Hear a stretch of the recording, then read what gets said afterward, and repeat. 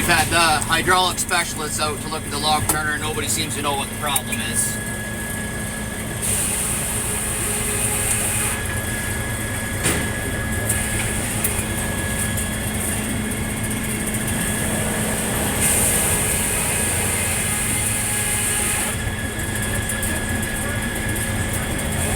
For the last couple days we've only been cutting about 100 logs a day because of the way the log turner's been acting.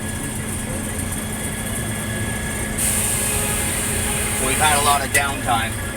Normally we cut a couple hundred logs for sure.